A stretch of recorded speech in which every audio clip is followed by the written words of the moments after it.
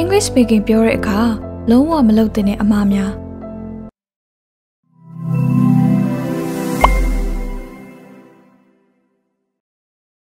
မင်္ဂလာပါရှင် English Notebook Page လေးကနေပြန်လည်ပြီးတော့ကြိုဆိုလိုက်ပါတယ်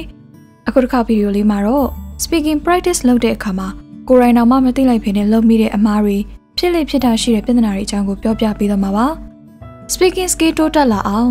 ကိုယ့်ရဲ့ weakness တွေကိုအရင်သိပြီးအဲ့ဒီအရာတွေကိုသတိထားဆင်ခြင်မှ good speaker ကောင်းတစ်ယောက်ဖြစ်လာမှာပါ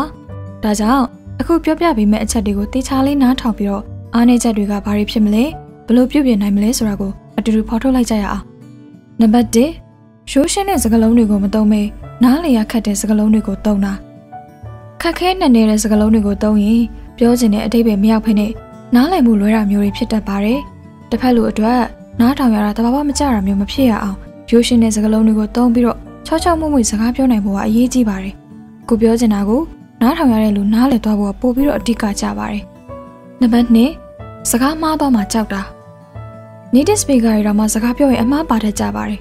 ကျမတို့လိုအင်္ဂလိပ်စာသင်ယူနေစေသူတွေမှာဆိုရင်ပို့ပြီးတော့မှားနိုင်ပါတယ်မမှားဘူးတဲ့သူဆိုတာမရှိပါဘူး grammar မှားလို့လည်းဘာမှမဖြစ်ဘူး fluent ဖြစ်ဖို့ကပို့ပြီးတော့အရေးကြီးပါတယ်ပြောရင်နဲ့အမှားနည်းလာမှာမို့လို့စိုးရိမ်မနေဘဲနဲ့ရဲရဲတာပြောပါနော်နံပါတ်3ကိုသူများတွေနဲ့နှိုင်းယှဉ်ပြီးတော့စိတ်သက်ကြနေတာမျိုးကိုယ့်ရဲ့ level နဲ့သူများရဲ့ level ဘလို့မှမတူနိုင်ပါဘူးဒါကိုစိတ်ပြတ်အားငယ်ပြီးတော့ speaking ကိုဆက်မလေးကျင့်တော့ဘူးဆိုရင်ဘယ်တော့မှတိုးတက်လာမှာမဟုတ်ပါဘူးနော် speaking အတွက်ဖြည်းဖြည်းမှန်လေးနဲ့တစ်စိုက်မတ်လေ့ကျင့်ပေးမယ်ဆိုရင်တော့တစ်ချိန်မှာကိုရောက်ချင်တဲ့ level ကိုရောက်နိုင်မှာသိကြပါတယ်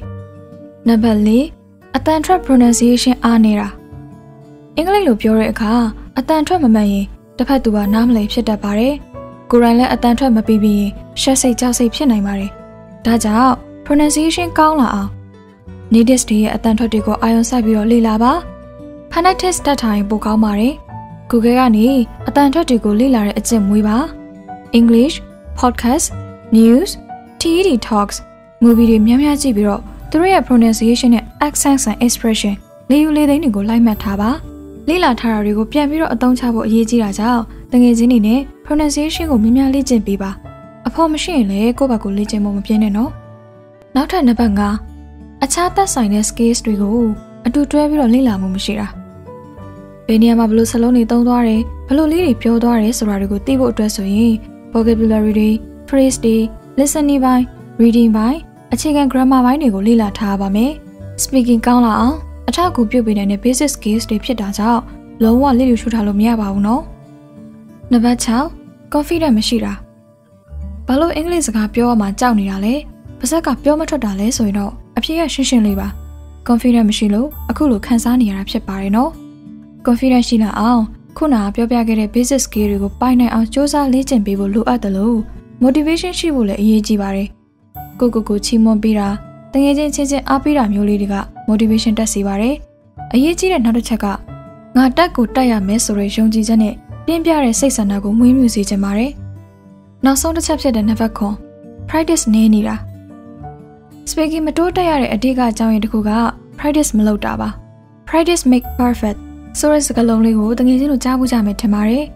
knowledge တော့ရှိပါရဲ့ practice ကမလုပ်လို့ရှိရင်အလကားပါပဲ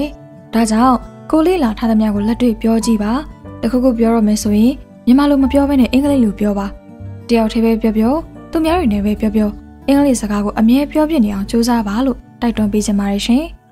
ကဲဒီဗီဒီယိုလေးကိုကြည့်ပြီးတော့ကို့မှာဘယ်အပိုင်းတွေအားနည်းနေသလဲဆိုတာကိုသိပြီးကြပြီမဟုတ်လားဒီတော့အချိန်ရှိခိုက်လုံးလစိုက်ပြီးတော့အားနည်းချက်တွေကိုအခုပဲစတင်ပြုပြင်ကြရအောင်ပါနော် speaking ပြောတဲ့နေရာမှာ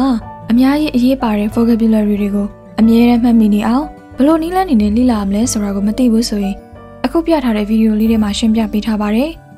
ကျမတို့ရဲ့ channel လေးမှာအင်္ဂလိပ်စာနဲ့ပတ်သက်တဲ့ဗီဒီယိုလေးတွေ tips လေးတွေကိုမျှဝေပေးထားတာဖြစ်လို့တကယ်ချင်းတို့အတွက်အထောက်အကူဖြစ်လိမ့်မယ်လို့ယုံကြည်ပါတယ်တခြားသိလိုတာတွေကိုလည်း comment မှာမေးနိုင်ပါတယ်ရှင်ဒီလိုမျိုးအင်္ဂလိပ်စာနဲ့ပတ်သက်တဲ့ knowledge တွေ tips လေးတွေကိုကြိုက်နေတတ်တယ်ဆိုရင်တော့ English Notebook Page လေးကိုစောင့်ကြည့်ဖို့မမေ့ပါနဲ့နော် See you all again in the next video. Bye bye everyone.